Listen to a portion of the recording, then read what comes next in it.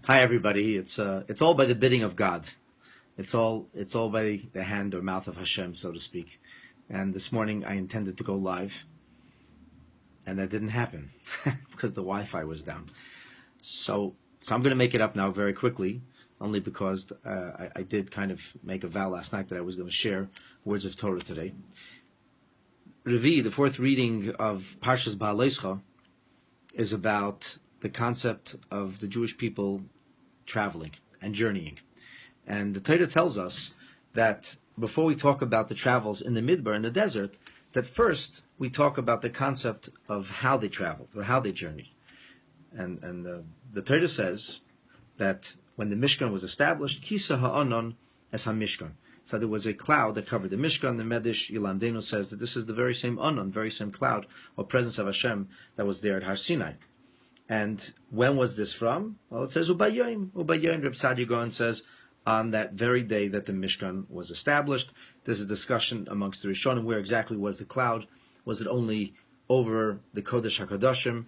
Because the Torah talks about Mishkan la'oyel ha'edos, a Mishkan, a tabernacle for the tent of the testimony, which refers to the Luchot. And that's what some of the Rishonim say, that it was only over the Kodesh HaKadoshim. And others maintain that the cloud hovered over the entirety of the actual Mishkan itself. But at any rate, the Torah tells us that the cloud would lift, and when the cloud would lift, they would know it was time to travel. And Pasuk Tezayin says, Kain Yiyeh Somid. So it was always. There was Yechase, Ha'onin Yechase, Umare Eish Loilo. The cloud covered the Mishkan by day, and there was an appearance of fire at night.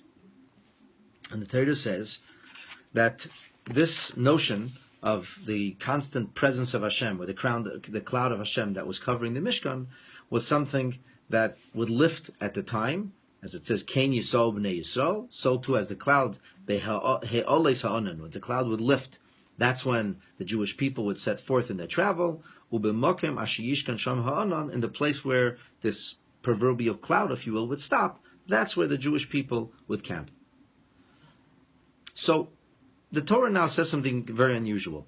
It just described to us how the Jewish people picked up and went from place to place. You could say it's the original GPS, the God positioning system, taking people from one location to the other, Hashem indicating and showing us how we should travel, how we should move forward.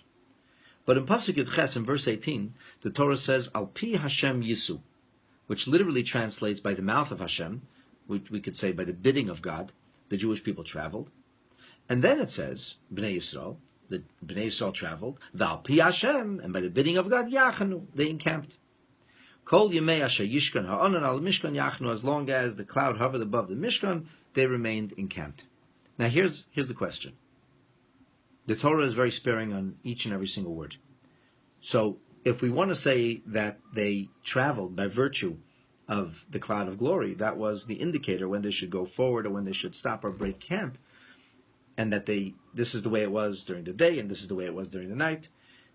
Pasuk Yud Ches, which seems superfluous altogether, verse 18, we don't have to reiterate, but even if you want to say that the reiteration is necessary so that we understand that this is the way it was, and that the Jewish people's encampment and the Jewish people's travels were all by the bidding of Hashem, the question that we could ask is, it seems redundant. It says, Al pi Hashem Yisu, by the mouth of Hashem they camped, and then the Torah says, Va'al pi Hashem Yachanu. The Torah says a second time that by the mouth or bidding of Hashem they camped. Why would the Torah have to say that twice?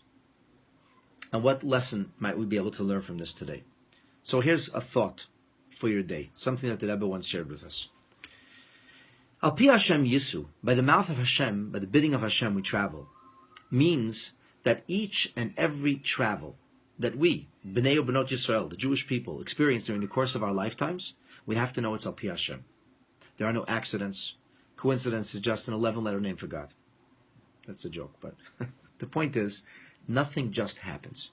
And each and every single moment of our lives, where we find ourselves in a particular place, we must know that this is by divine design. That we have a shlichut, that we have a message, we have a mission, we have a purpose. Nothing is by happenstance. And when a Jew lives his or her life mindfully, Mindfully means that you know that Al Pi Hashem Yisu, that if you travel, if you end up going to a certain place, if you end up encountering a certain set of circumstances, if you're dealing with a particular issue at any time in life, that you have to know it's all by God's bidding. There's a reason. There's a purpose. You're being called upon to do something. And that's why God put you in this situation.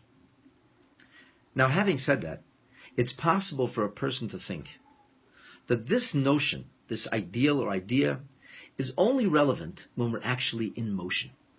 A person is supposed to be one who experiences hitkadmut, progress. We're supposed to move forward. We're supposed to be engaged in growing, going from mechail el choil, from strength to strength. And one could reasonably say that there are times of respite. You sleep at night. You have to get rejuvenated. You have to be refreshed. So one might think that there is meaning in active life, but when it comes to the inactive or inert part of our existence, we just are. We just exist. So there are meaningful periods in life, and then there are inert periods of life. And those inert periods of life maybe prepare us for something which is meaningful later, but in and of themselves, they have no meaning, they have no purpose, they have no value per se. And this, the Rebbe suggested, is exactly why the Torah repeats itself a second time. Al Pi Hashem Yisu. The journey is by the mouth of Hashem, by the bidding of God, by Hashgacha Pratis, by divine design. But you know what, my friends? The same is also true when it comes to Yachanu. When you break for camp, when you go to sleep at night, when you go on vacation, when you're not actually involved in doing something meaningful and missionful and purposeful, when you're just kind of getting rejuvenated. A person might think that that's not really Al Pi Hashem. And therefore the Torah continues and says, not only is Al Pi Hashem Yisu, not only do you move forward, not only do you experience progress and positive growth, and it's Al Pi Hashem, it's by divine design and by the virtue of the mission that HaKadosh Baruch Hu has for you, but it's also Al Pi Hashem Yachanu, the Chanoya, the rest you take, the times in between, when you are not actively engaged in a particular mission or purpose. That's also Al Pi Hashem. That's also by virtue of God. And in doing so, one fulfills a shlichut.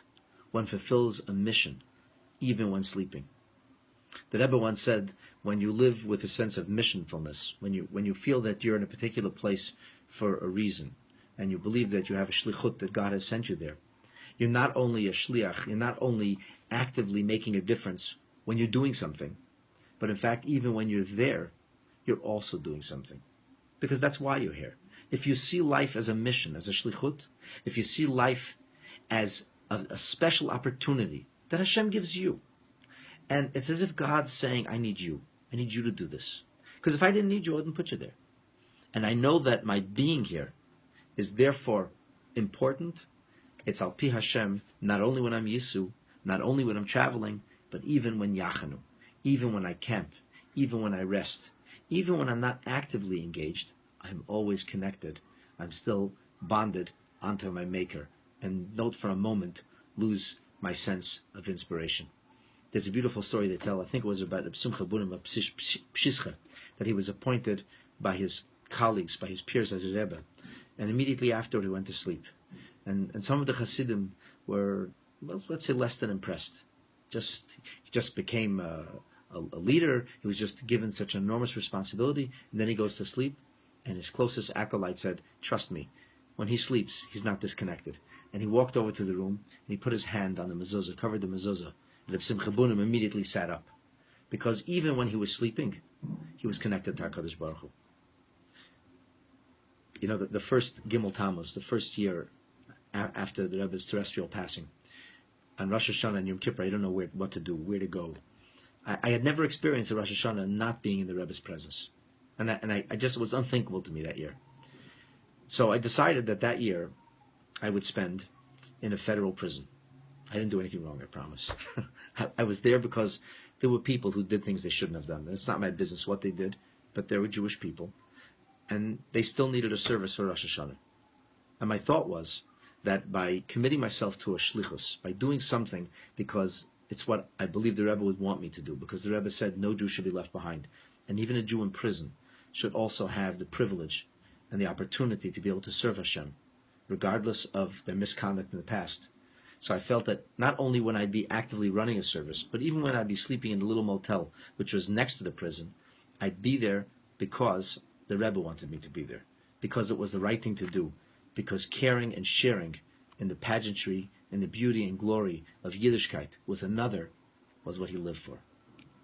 My dear friends, let me finish off with this notion. I see people are suggesting lunch and learn. Enjoy your lunch. This is all Al Pi Hashem. I was supposed to do this morning at 6:30 a.m. The Wi-Fi was down. So Al Pi Hashem, by the voice, by the bidding of Hashem, I'm sharing a few words of Torah live with you now. Let's remember, at every time and in every place, and even during lunch, we are Oivdei Hashem. We are serving Hashem. We carry out a mission.